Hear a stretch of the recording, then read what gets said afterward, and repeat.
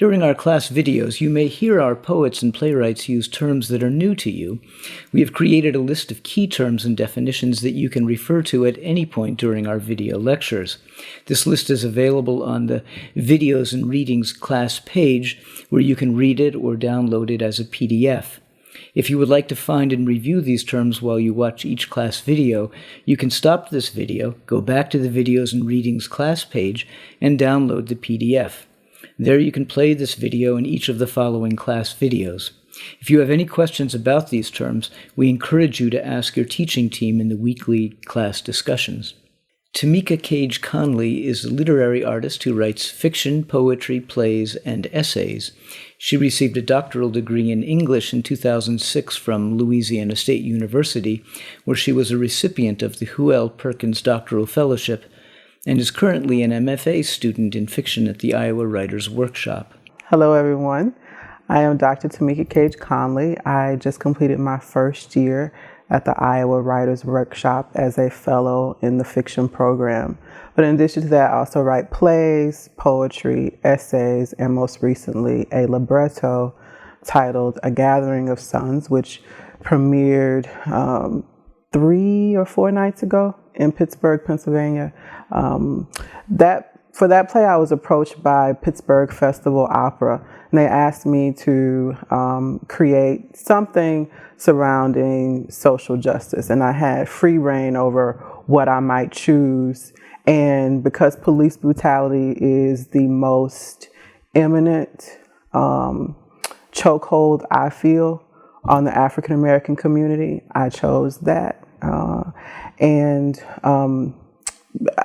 I was just writing a very straight line story initially, where a young African American man is pursued by a white police officer, and he does not survive the encounter. However, he is part of a lineage of what I call in the libretto the sons, who are comprised of spirits. They are ageless and aged simultaneously, some elders, some babies. It was really a resurrection story about childbirth and death, because while one son is being shot, another boy is about to be brought into the world. But that child, is faced with the decision as to whether or not he wants to come into a world frustrated and villainized by so much untimely, innocent death. But I had a residency at Ace Hotel, sponsored by Pittsburgh Festival Opera and Pittsburgh Playwrights Theater Company. And when I was there, I ended up creating a larger archetype for A Gathering of Suns, and I brought in the spirit world. And that changed the libretto structurally. So you might hear me say libretto, but you can insert that as a play, because really I used all of the tenets of playwriting to write the play, the libretto. The only difference is that the composer for this piece, Dwayne Fulton, set the piece to music. Now, in some ways, that I felt like that gave me a lot more room to be sort of grandiose and ambitious structurally, but at the same time, I think that if you take the singing voices away, I really do think that maybe I'm biased, but I do think that the piece could stand as a play as well. So how did I manage to, or decide to, create characters like the speaking earth, or the waters, the blood, or personify the character Glock, who is the gun of the police officer locked down? It really was a matter of, how can I bring in judgment that cannot be argued with, right? It's very difficult to argue with an earth saying, I'm tired of the bones of children being laid to rest inside of me, right? So people might be able to argue with whether or not police officers are, quote unquote, just doing their job, right? Or whether or not police officers are coming in and unjustly terrorizing and brutalizing African American and Latino communities. So you can make an argument that, hey, their job is hard, their job is challenging. There's a lot of stress. They're not properly compensated. They're improperly trained, right?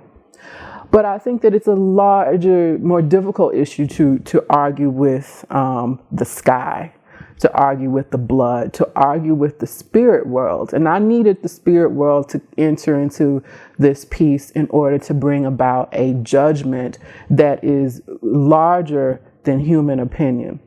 And because that's the dire need I feel when you talk about, for example, just yesterday, I believe it was, Charlena Lyles in Seattle, Washington, a pregnant African-American mother called the police for help. She had no weapon, but they went to her home and they killed her in front of her 3 children. So we not only have an African-American woman who was dead, who was innocent, but we have the child she was carrying who was also dead, and not to mention the decades, perhaps lifelong trauma of her children. Now, why is that important to me as a playwright? Because I feel like the stage is where it's not only boundless, but it is also an immediacy of experience. There's never been a place that I can say where I have felt the power of words quite like I do in theater. It's very similar to a spiritual experience that when I walk into a theater to see a play, I don't want to walk away feeling the same way that I entered. I feel like when that happens, something has failed in the production or something has failed in the play. You should really walk away with the feeling that something inside of you has been transformed, because the immediacy of that staged experience happening live right in front of you is so tangible. And that's what I try to create in a gathering of sons. And I used a number of playwrights as guides, namely August Wilson, whose 10-play cycle is set primarily in Pittsburgh's historic Hill District. The only one that's not is Ma Rainey's Black Bottom, but the first one in the cycle, it's not the first one he wrote, but it's the first one that appears. It's Gem of the Ocean, which is his most archetypal play. He would say that the most spiritual play is Joe Turner's Come and Gone. My favorite play is Gem of the Ocean, easily, because it has a female warrior prophetess at its center, who carries the mantle of a spiritual power, much like a high priestess would.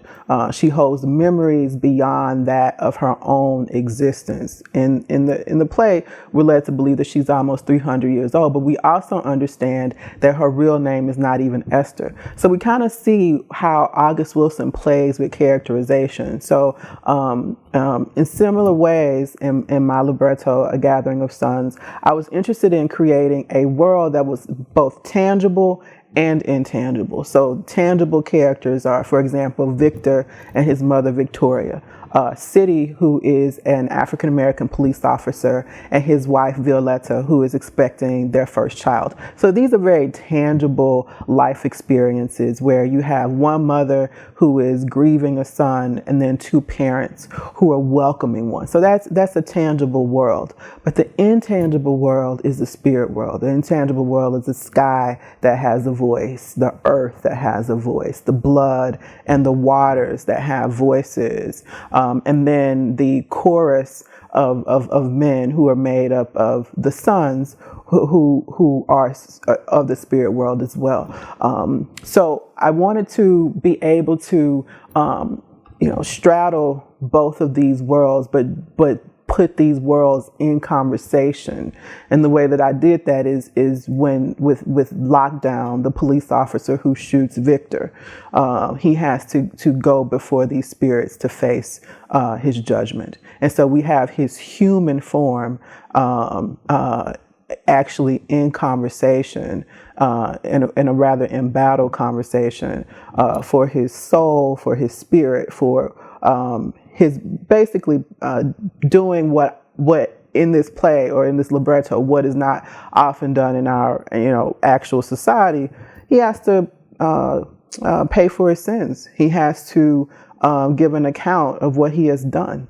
And I wanted it to be more spiritual than religious. So I wanted it to be the case that no matter what your religious background is, you could pull something from it, that it didn't have to be a matter of what name you call God, but whether or not you believe that there is something more than us. Even if you don't believe that, even if you don't believe there's something more, I think that everybody believes in right and wrong. And I think that most people believe that it is wrong to shoot an unarmed person who poses no threat to your life. And so the question is, if that is wrong on the street among us, then how can it be right just because someone has a badge? It is not. And that's what I wanted to be able to explore in a gathering of sons. And so I'll just read a little bit of it. I'll read a few monologues. So the first one I'll read is from Glock. So Glock is, I just set up the scene what has happened. So by this point, Lockdown has shot Victor, and he has also taken some magical dust that is passed down through Victor's lineage that is a life force, and it represents power beyond Victor's actual human power. And so Lockdown is alone and trying to justify his actions because he knows he's wrong. And he takes out his gun and he begins to talk to it. And he tells it that it's his friend, that he can rely on it. But what he doesn't realize is that his gun has a voice too. And so before you know it, this gun, Glock, is before him. And this is what he says. Lockdown. I can't do nothing till you do. I got more soul than you. I know the damage I do. I know my blue. 1, 2, 3, shoot, and poof. Somebody hurt or somebody gone. Like that boy you just killed, Victor. Like all the boys you done killed in my name.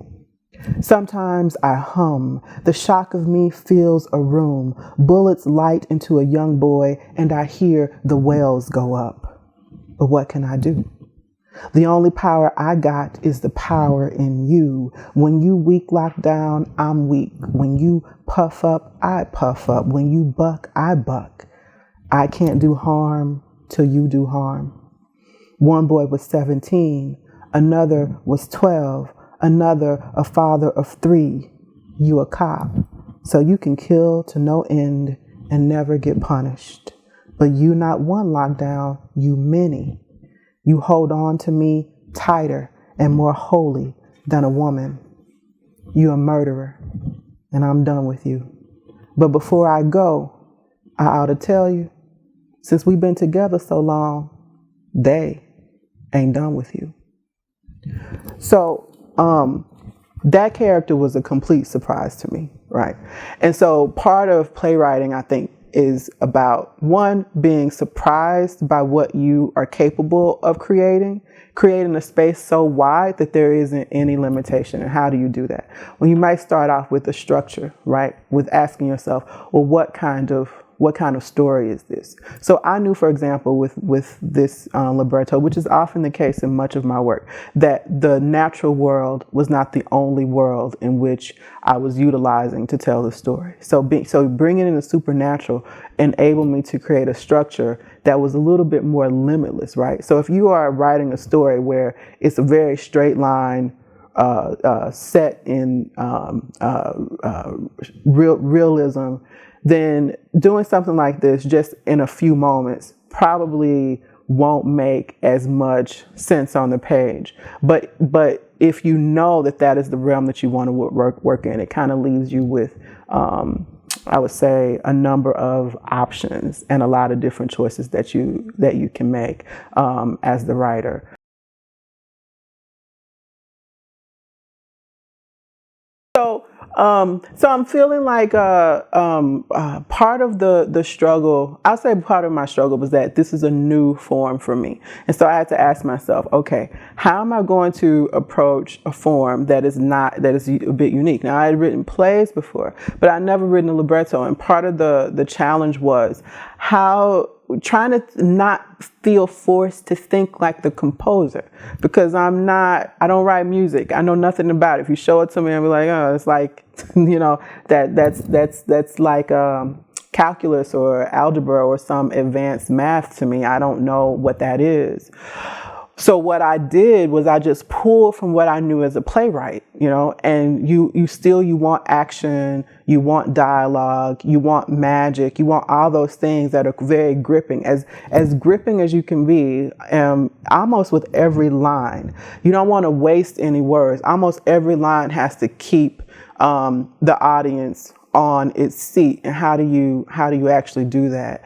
You do it by eliminating what you don't need. So it's really bare bones. What do I need in the space of this moment, in the space of this action?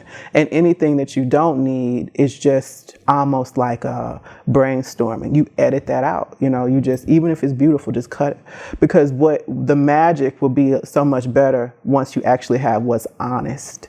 And so, to the point of honesty, my truth really with this piece started with the fact that I have a 3-year-old son who is 3'6.5" tall and 43.5 pounds. He measures in the percentile of a 5-year-old. So my fear of being an African American woman in this country and having an African American husband who's large, 6'2", broad-shouldered, and a child who is tall. And who is already profiled for being, as if he was older than he is what tools do I have at my disposal to fight? And that, really it's just my pen. It's just what I write. It's just what worlds I can imagine and reimagine as an artist. And that's part of how I fight. That's a tool for me. So that is my most honest truth. And if you think about what your most honest truth is, you start from there. That is the core of what it means to write with the social justice framework in mind. It has to be what you are most passionate about, what you want your voice to stand for. And ultimately, I think what we're all trying to do as artists, once we say that we're writing with social justice, that we want a platform to do exactly what I'm doing by talking to you. Hello. You want to be able to create a space in which you can speak out and advocate for people who do not have this platform, for people who may look at what we write and what we create and be moved, awestruck, empowered, curious, discerning, thoughtful, right? So the whole journey is, how can I touch someone, right? So that's really what we're talking about when we're saying social justice. And it's not just to change someone's mind, because really someone may come to see a performance and walk away and not have their mind changed. Their minds may be affirmed, or they may say, oh, that was a really great production, and that could be the end of it. So it really has to do with something in ourselves. I mean, the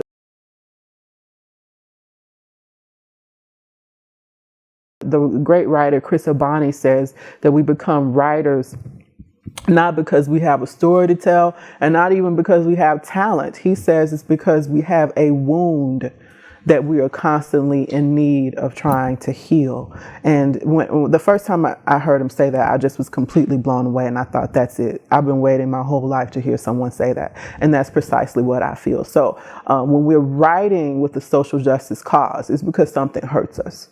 Basically, something hurts, and the wound that it has left is so incredibly painful and so present that we have no other choice but to write out of that wound.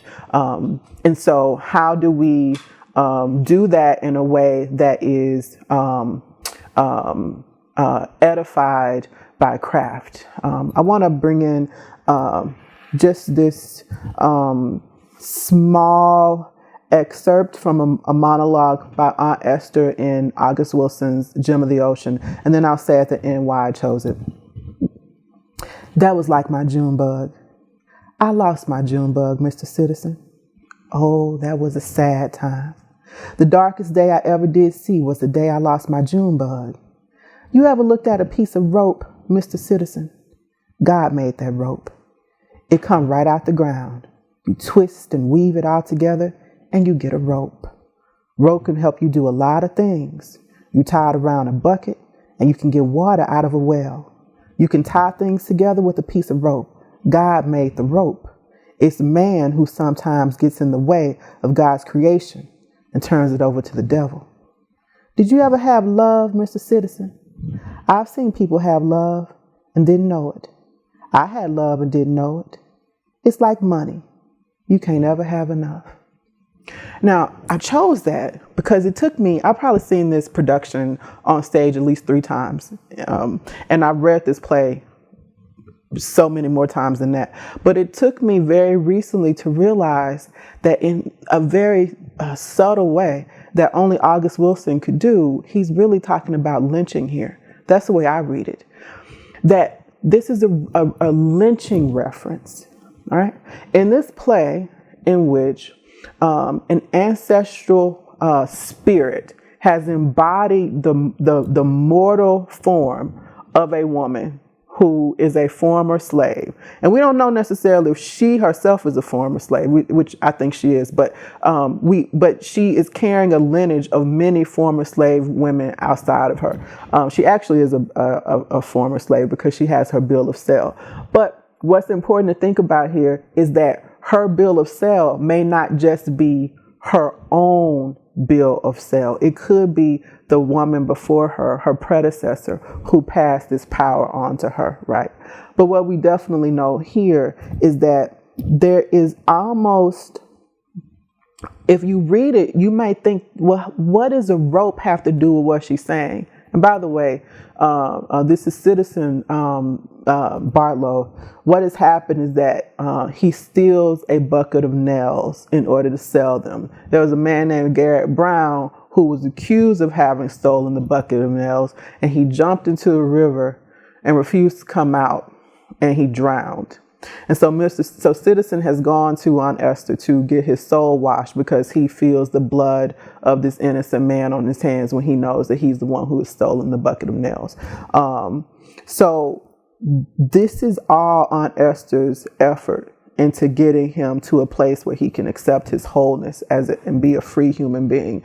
But if you really think about how she goes from all the movements in this one little excerpt, from losing Junebug, who is her son, to right into this question, you ever looked at a piece of rope, Mr. Citizen? One might think, what does that have to do with anything? Well, since we're talking about a death, right? We're talking about Citizen who knows he has caused somebody's death by not speaking up. She knows it too, right? So she knows it just as well, but she hasn't brought that up to him yet. It's not time. She's coaxing him, but at the same time, she's unlocking him, right? She is helping him to get free before they travel to the City of Bones, which I'll get to in a minute. But she uses this narrative around death and her own experiences with it, but without actually telling us exactly what she's talking about. Like, she could have easily said, my son Junebug was lynched. No. Isn't it more powerful, though, to reference the fact that God made rope, that God created this, that it comes right off the ground, and you can do great things with it, that you can get water out of a well, you can tie things together with a piece of rope. It has usefulness, right? But then she said it's man who sometimes gets in the way of God's creation and turns it over to the devil. So when God's creation isn't just the rope, God's creation in that moment is also Junebug, right? So without telling us exactly what it is, we can infer, oh my God, her son Junebug was lynched. And the reason she can't say it is because it's too painful. It hurts too much. She cannot reimagine it. So she has to talk about it in spiritual ways. She has to talk about it in a way that she can take it, right? And so how does that affect us as playwrights and as writers? Well, there's sometimes we get overwhelmed. Sometimes things feel too big for us too. Perhaps this was too big for August Wilson. I don't know. God rest his soul. He's not here for me to ask him. But I know that on a craft level, I appreciate what we sometimes say the show don't tell movement of this particular monologue, because it's even more powerful that way, because it stretches us a little bit to ask, why is she, because it seems like a tangent. Why is she going on this tangent to refer to this rope? Well, let's dig a little bit deeper and question that silence, right? Because sometimes it's what you don't say. You know, I have a great friend, you know, Dagoberto Gibbs, who says it's what you don't say, but what you can feel, right? What, you know, sometimes we can have our secrets as the writer, and we can know what something means or the significance of something, but we don't always feel like we have to splay it out, right? That conserving, holding on a little bit, actually creates a little bit more intrigue sometimes and more power. And I think that's what happens in this passage. And again, the structure of this play is that ultimately, and Aunt Esther says this to Citizen, she says, you're on an adventure, you're on a grand adventure, and you didn't even know it. And part of that adventure is that she escorts people to what's called the City of Bones. Is it an actual place? I can't say.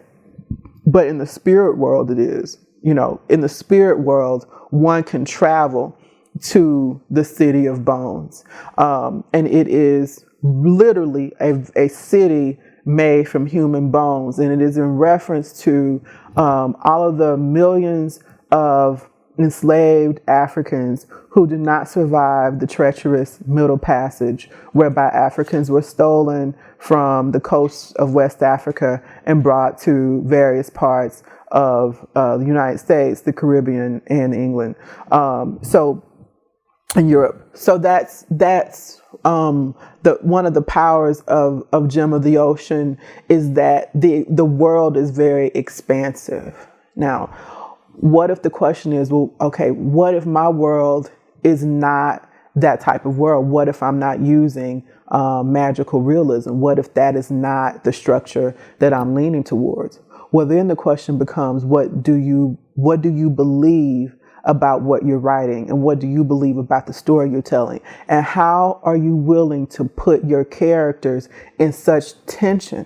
That what are you willing to put them through in order for the audience or your readers to be taken along that journey as well, so that everyone is pushed? It should be the case that there's enough pressure that everyone is driven to a certain point, that nothing should be comfortable for you as the playwright, and it shouldn't be comfortable for the characters. There should be heat on them. And we should also get a sense of where that heat is, and because that's really how the characters are going to either survive or not. They're either going to make it or they're not going to make it, right?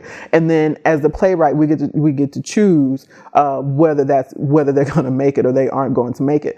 And so in that way, you don't have to feel like, oh, well, my world isn't a magical world. It doesn't matter, because at the bottom line is, in this libretto, Gathering of Suns, Lockdown is faced with the pressures of these other characters I created, right? He's faced with those pressures. In Gem of the Ocean, if I might be so brazen as to compare anything I'm trying to do to the late, great, brilliant genius August Wilson, Citizen has come to Aunt Esther saying, you know, I need to get my soul washed. And Black Mary and Aunt Esther saying, only God can wash your soul.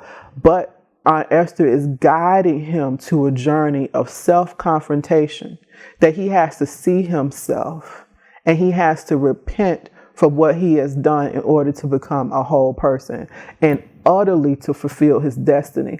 But nothing about that is easy for Citizen. Everything that he endures in becoming ultimately who he is all about pressure. And it's all about decisions. And it's in many ways how everyone around him is either building him up or tearing him down, and how he is going to respond to that. So, you know, it's at once it's a plot concern too. You know, like where's the story beginning and where is it ending, and really what type of pressures are going to be put on the central characters or character in between that space.